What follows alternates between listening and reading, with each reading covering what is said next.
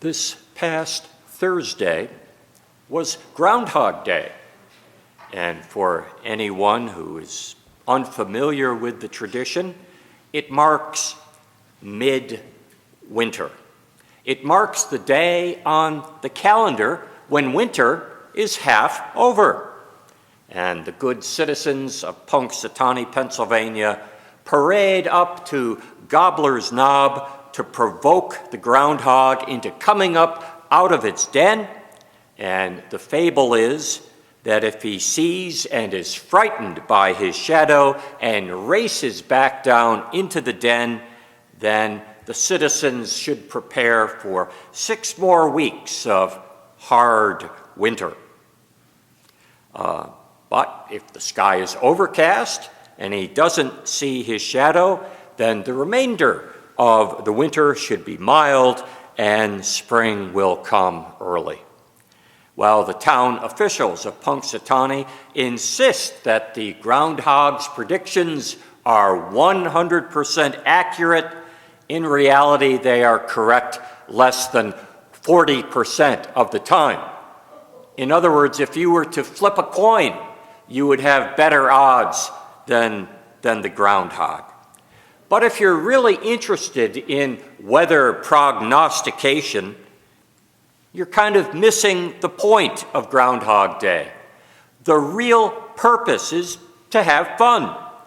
The darkest half of the winter is behind us, and now the days are getting longer, and hey, what a great excuse to get outside of our dark, chilly houses with our friends and our neighbors and celebrate a little bit, knowing spring really is coming.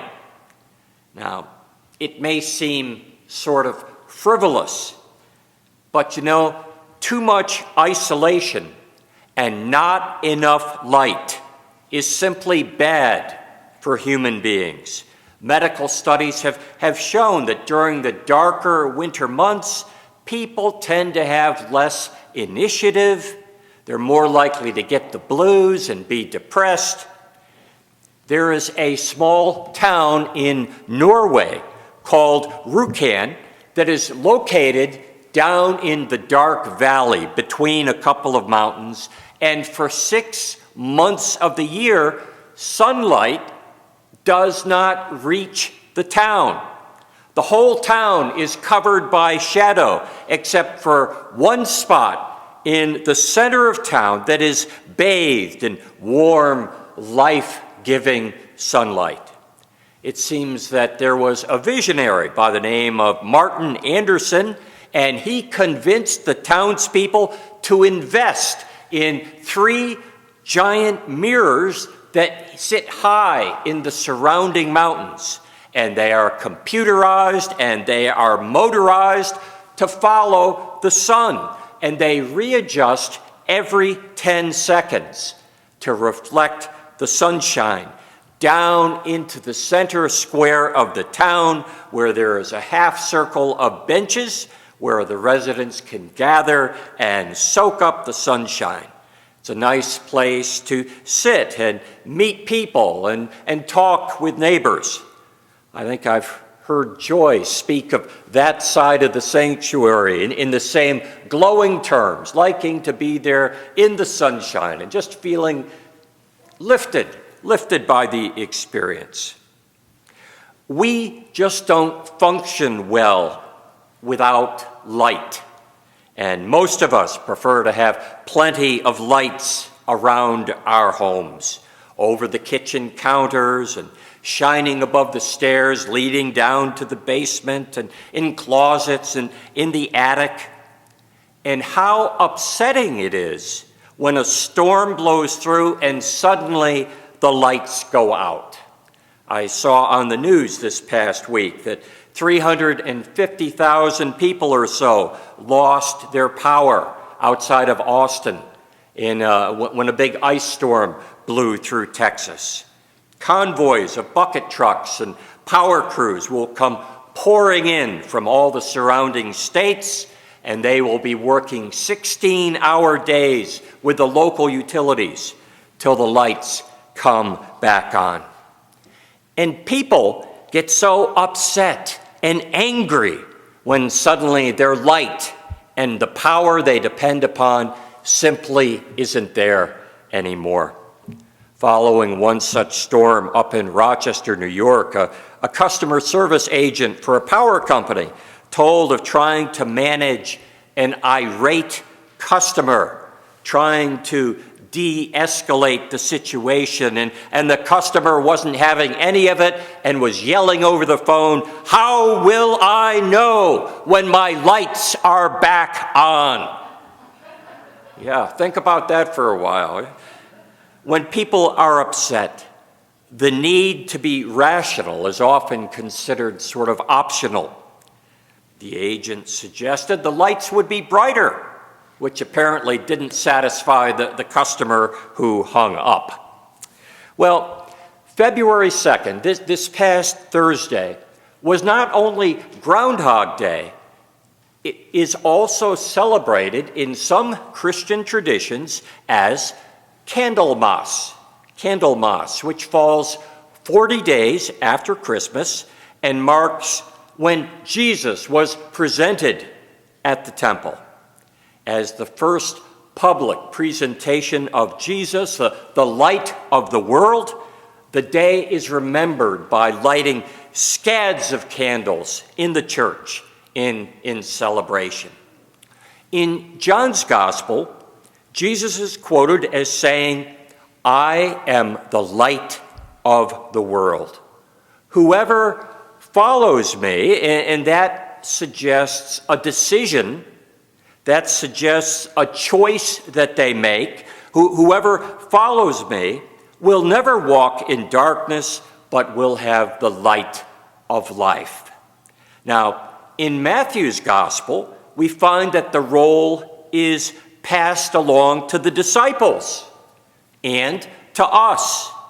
As Jesus said, "You are the light of the world. A town built on a hill cannot be hidden. Neither do people light a lamp and put it under a bowl. Instead, they put it up on a stand, and it gives light to everyone in the house. In that same way, let your light shine before other people, that they may see your good deeds and glorify your Father in heaven." So the first thing that Jesus is teaching is that, in a sense, we represent the presence of God in this world. We are God's hands, God's feet, God's voice, God's ears. We must choose to share the light of God's love and mercy in the dark places that we encounter. "What is the greatest commandment?" the lawyer asked Jesus. And Jesus quoted from Deuteronomy saying, "You shall love the Lord your God with all your heart, with all your soul, with all your might." And then he followed up by quoting from Leviticus, "You shall love your neighbor." Love your neighbor just as you love yourself. Last week we considered the words from the prophet Micah, who said that loving God will result in our choosing to be kind, working for justice, walking with humility. And if we truly love God, we will work at those things that are pleasing to God, and we will renounce and ask for God's help in reforming those habits of speech or thought or action which we know are displeasing to God. While we are imperfect, we are striving to shine as God's light in the darkness of this world. Now, I would expect that everyone here this morning is familiar with the tragic story of the great White Star liner, the Titanic. It was the largest ship that had ever been built at that time.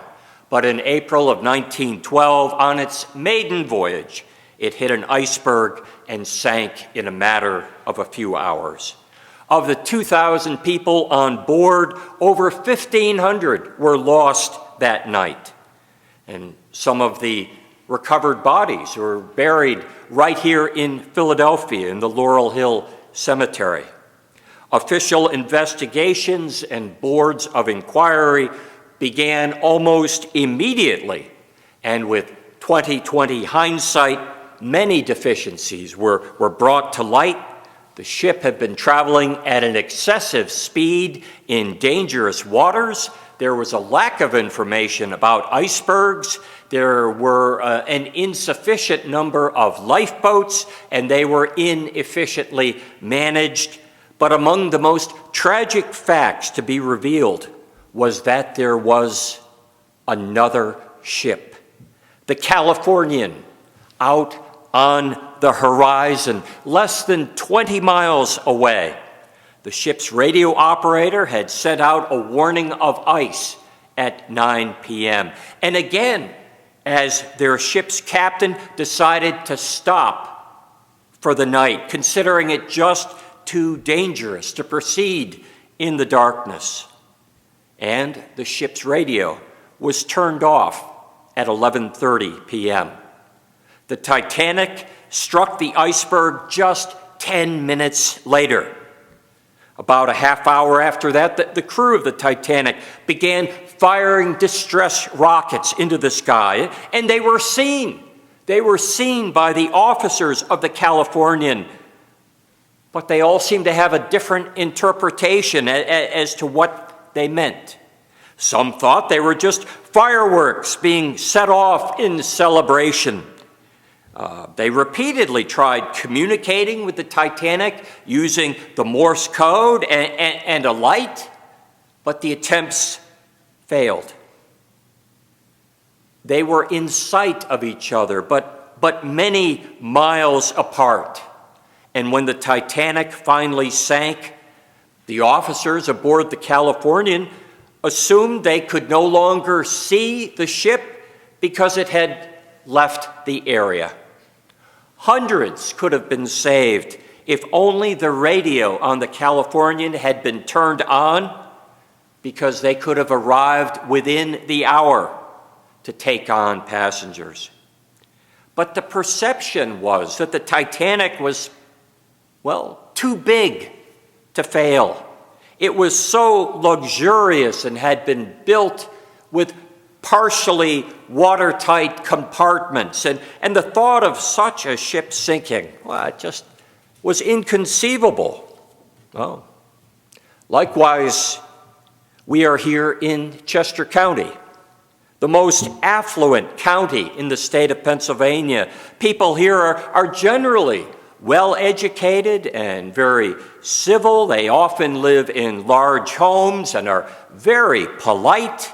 The crime rate is very low compared to other parts of the state. Perhaps like the crew of the Californian, we think there's nothing to worry about, no cause for alarm. Are we really listening? Would we even recognize trouble if we saw it? Are we prepared for opportunities to serve God by serving others? Are we ready to share God's light, even in communities such as these? Well, God's light, sharing God's light, requires a conscious decision. Jesus warned that his followers might face rejection or ridicule or even death. Jesus knew that there would be those who would choose to hide their light under a bowl rather than taking the risk of having it seen. Are we still followers, committed followers of Jesus when we leave the church? What kinds of choices are we making? Well, you know the old saying, when life gives you lemons, make lemonade. Well, it sounds good in theory, but how do you do that? I've heard it said, when they go low, we go high. Well, that takes great emotional awareness to make that decision, rather than just giving in to the desire to get even. How can we transform the bad things of life into something better? I was really impressed by a news story of a teenage girl who took a really disappointing situation and was able to turn it around. 18-year-old Avery Sanford's father decided to pay his final child support payment in the most spiteful and mean-spirited way he could think of. He dumped 80,000 pennies on the front lawn of his ex-wife's house. Can you imagine such a thing? Think of all the effort and work and time that took to come up with something so negative. Well, Avery certainly knew what kind of man her father was, and she really had to think hard about how she could take this mean-spirited act and try to transform it into something good. And while she certainly could have used the money, she decided to donate the entire $800 to Safe House. It was a shelter for victims of domestic abuse, for women trying to escape from people like her father. Well, a local reporter skillfully wrote up the story, which in turn was picked up by other newspapers and news outlets. And before long, Safe Harbor Shelter was receiving checks and donations from people all the way across the country. Her father had done it to be mean and vindictive, but Avery's thoughtful response turned it into a blessing for many. Are we listening to hear the pain and the distress of neighbors and people we work with? Are we taking the cruelty of others and with God's help, turning it into something good? Are we choosing to follow Jesus and striving to listen and be a light in this dark world? Let us strive this week.